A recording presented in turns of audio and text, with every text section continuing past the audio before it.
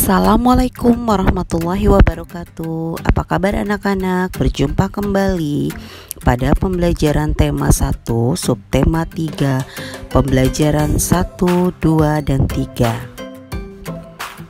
Sudah siap belajar? Mari kita belajar bersama.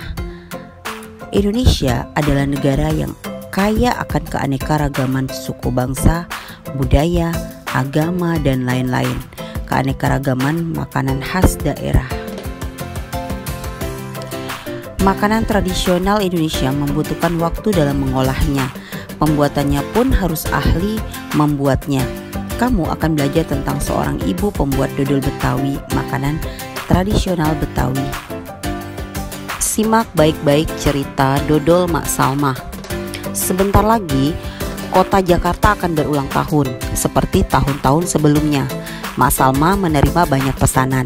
Mak Salma adalah pembuat dodol tradisional Betawi di kampungnya. Biasanya ketika menyambut ulang tahun kota Jakarta, banyak pertokoan yang mengadakan festival Betawi.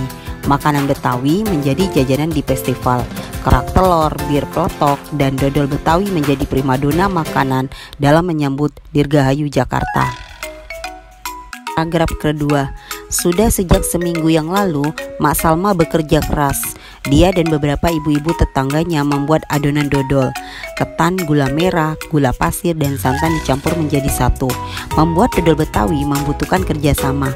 Tidak hanya perempuan, laki-laki pun terlibat dalam pembuatannya. Biasanya Mak Salma dan ibu-ibu menyiapkan bahan, memarut kelapa dan menumbuk beras ketan. Adonan dituang di kawah lalu diaduk hingga kental. Proses mengaduk ini dilakukan terus-menerus selama 8-12 jam. Proses pembuatannya memang berat dan lama. Oleh karena itu pembuatan dodol Betawi membutuhkan kerjasama. Paragraf 3. Untuk memenuhi pesanannya, Mak Salma selalu melibatkan tetangga-tetangga. Mak Salma ingin rezeki yang diperolehnya dari dodol Betawi tidak dirasakannya sendiri. Mak Salma juga ingin dodol Betawi selalu dikenal. Ia ingin warga di sekitar juga ikut melestarikan makanan tradisional milik kampung sendiri. Dodol Betawi Mak Salma ikut melestarikan budaya, memupuk kerjasama, serta menjalin keakraban antar warga.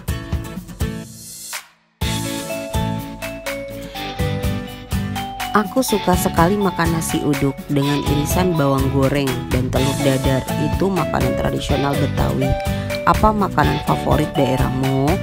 Apakah kamu juga menyukai makanan khas daerah lain? Bagaimana pendapatmu?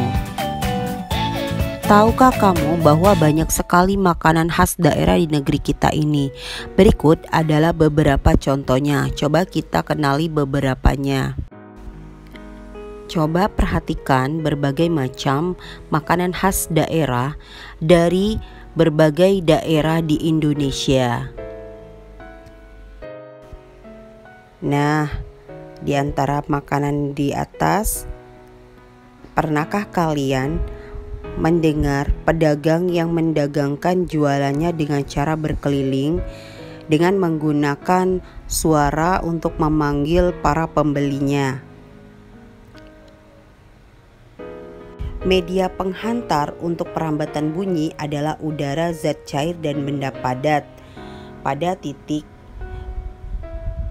Tahukah kamu sifat-sifat bunyi lainnya?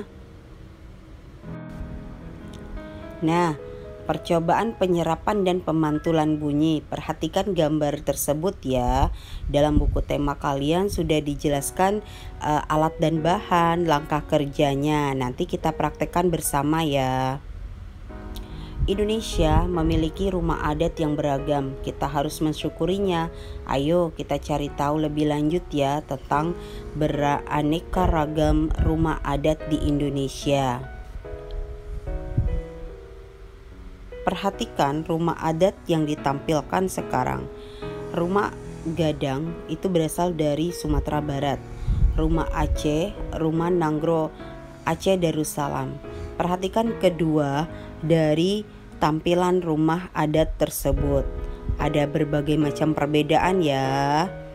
Selanjutnya kita lihat rumah adat berikutnya, rumah Balai Batak Toba dari Sumatera Utara dan rumah adat Tongkonan dari Sulawesi Selatan. Mari perhatikan kembali rumah adat yang akan ditampilkan. Ada Baileo, rumah adat Maluku, dan rumah adat Bangka Belitung. Dari keenam rumah adat yang ditampilkan tadi, itu salah satu keanekaragaman budaya yang ada di Indonesia. Kita lanjut ke permainan tradisional ya. Masih ingat permainan tradisional? Nah, di bawah ini adalah permainan tradisional yang tidak asing, yaitu engklek. Coba kalian praktekkan bersama teman kalian ya. Kembali kita belajar tentang bunyi ya. Pemantulan dan penyerapan bunyi. Bunyi dapat dipantulkan dan diserap. Nah, agar kalian lebih paham tentang pemantulan dan penyerapan bunyi, kita akan bertemu pada sesi berikutnya. Cukup sekian pembelajaran kita kali ini, semoga bermanfaat. Sampai berjumpa pada pembelajaran berikutnya.